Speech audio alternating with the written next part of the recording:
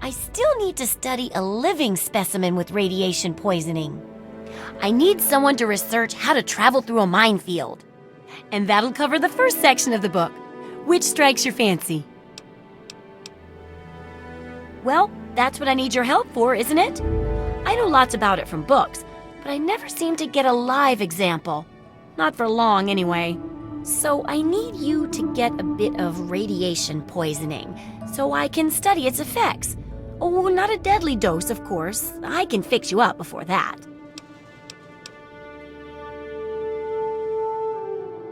Oh, you're a peach! Or at least some sort of hardy fruit that grows in the savagely irradiated mockery of agriculture we have nowadays.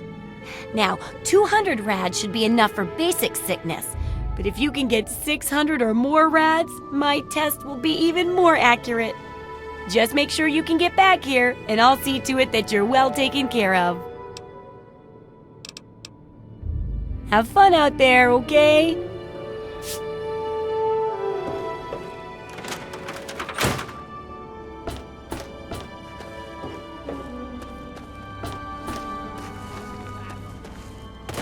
Come forth and drink the waters of the globe, for this ancient weapon of war is our aid, and shall know Atom in his glory.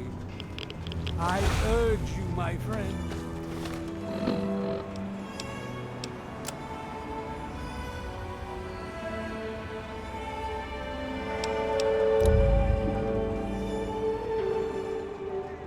Come, drink with me and pray.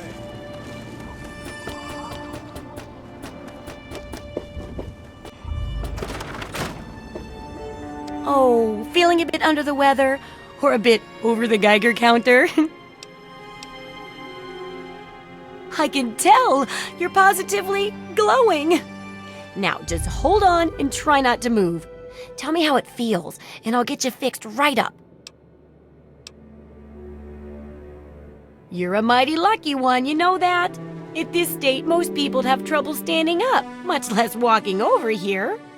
Now, let me take a few notes, and I'll handle that nasty radiation with a bit of my own homemade rad cure concoction.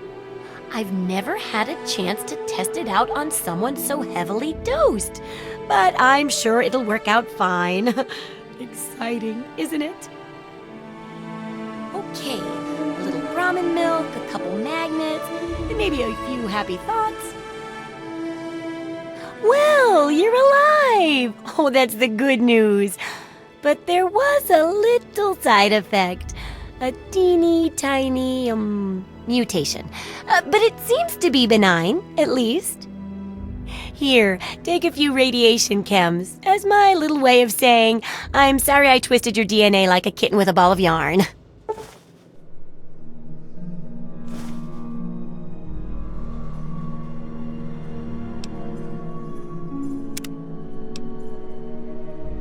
Landmines are one of the few dangers out there that you can profit from. Disarm one before it blows, and you can sell it for plenty of caps. I've heard stories about a ghost town that's just full of mines. Traders just call the place Minefield. Sounds like the place for some field work. Get in there, get back, and tell me all about it. And could you bring back a mine for my studies? Oh, don't worry. No one ever goes there because they say it's a ghost town. And since ghosts don't exist, you can just focus on the landmines. I hear there's a playground in the middle of town. Reach that point and come back, and I'm sure you'll have some stories to tell.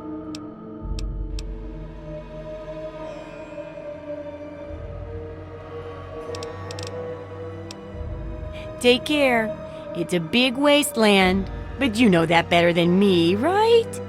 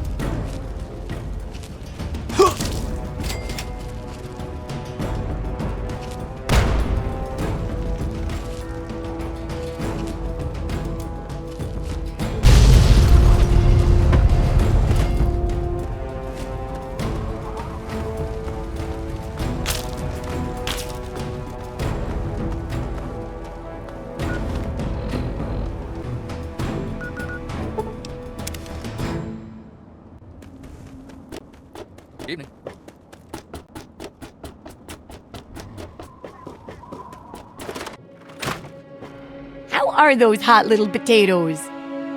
Because, they're on the ground, like potatoes, and hot because they, explode. Anyway, what's up? My very own landmine! Oh, just what I've always wanted. Well, always since I sent you out on this anyway.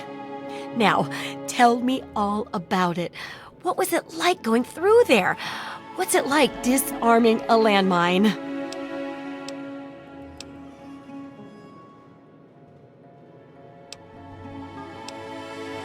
That's a pretty good way of putting it. I think I'll use that in the book. Maybe I should credit you as a co-author instead of just a researcher. I know you may not want to see any more explosives for a while, but obviously you know your way around them. Have a couple rainy day toys of mine. And looking at this landmine, it gives me an idea. It's a terrible device that does terrible things, of course, but it's easy to make your own, too.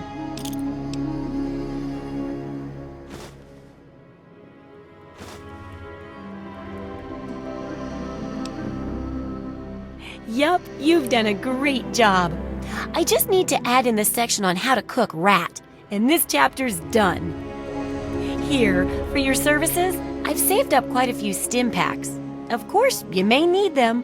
We still got 2 more chapters to go.